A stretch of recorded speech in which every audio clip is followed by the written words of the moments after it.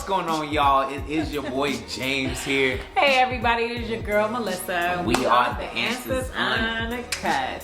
So in today's video, we are going to be sharing the top things that you can do with an extra rental property. We shared another video where we explained the process of how to get renters and what you need to do before. But in this video, what we're gonna share is what are the other alternatives? What are some other things that you can do with the property to generate passive income, generate income in general? I love that, baby, because there's so many different things that you can do if you just have an extra property lying around.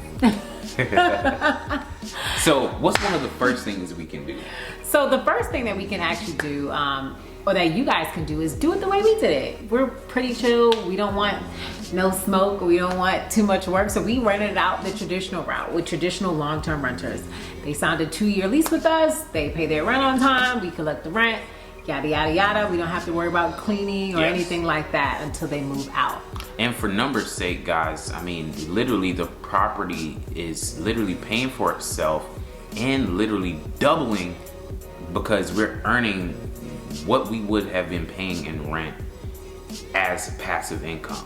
And so, as mortgage, yeah. And as mortgage. So, mortgage. So at the end of the day, it works out numbers wise for us. 100%. Another thing that you can do, which is a super trendy thing right now, is Airbnb. VRBO. This is going to be the short-term renting type of deal where you kind of supply the furniture and you let renters come in, stay for a couple of days or maybe sometimes a couple of weeks, and they leave. Yes. We didn't want to go that route.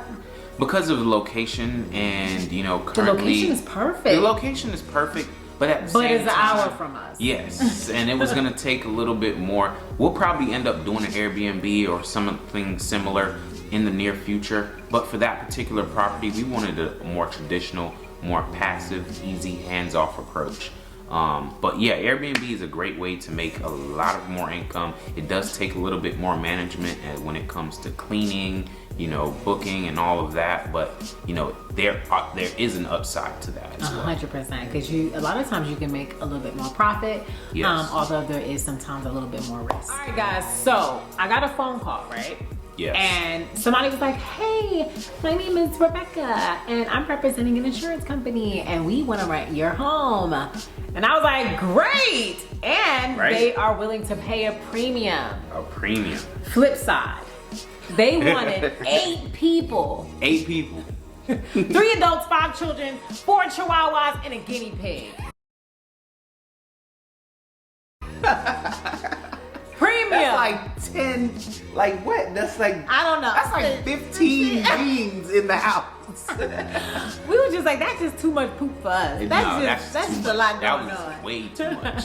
Yeah. But that is definitely an option if you're interested. People don't realize that there is a market for corporate housing, short-term leasing, simply because insurance companies are looking for houses, especially in larger apartments, for families that have been displaced, whether it's due to a flood or a house fire or just whatever the case may be, and they're willing to pay top dollar. That's it. They're willing to pay over and above whatever you would charge because you technically are kind of overlooking the qualifications of these people because some of them may have really bad credit, you know, just all kind of stuff going on, but you have to technically overlook that, and that's what that premium is being paid for because these people need somewhere to live. And you know, if you have a house that is going to suit whoever it is, you know, this insurance company by law has to pay out and put this family in a home. 100%. And a lot of times you're renting to the insurance company and not necessarily to the tenant. So you're gonna get your money. That's you don't have to worry about missed payments or late payments. You're gonna get paid, but it's gonna be at what cost? Yeah, so we decided not to go that route, but definitely one of the good options that you may be interested in terms of making some extra money with your property. That's so true. So another cool thing that you can do is if you have a house or a property with multiple rooms, you can literally rent out each individual room. And that can just come about bringing multiple, you know, different avenues of income right there at the same time. Although it will take a little bit of work because you know, you do have to get different people and cleaning, and you have different people that are in the house. It's a different dynamic, but for some people it does work, and it can be very lucrative. You could even focus on niches when you rent out a room. Yes. We've done so much research where people are renting out rooms to travel nurses and pilots. Yes. These are people that are constantly on the move. These are people that are constantly moving and needing a place to stay. And they have these little websites like Pilot Pad, where pilots go specifically looking for a house that they can probably split with their buddies, just for a few layovers or just whatever the case may be. And obviously travel nurses and pilots are gonna be hopefully good short-term tenants. For sure. I mean, if you live close to an airport, or if you live close to a hospital, which we technically do. We live like 5 minutes from a hospital and not too far from an airport. That's, so I mean, technically it's a great idea, because you know, these people are going to be getting paid well. Their position and their job actually compensates them extra specifically for accommodation. So they have the money to be able to, you know, pay for a space to rent and stay for some time, long amounts of time.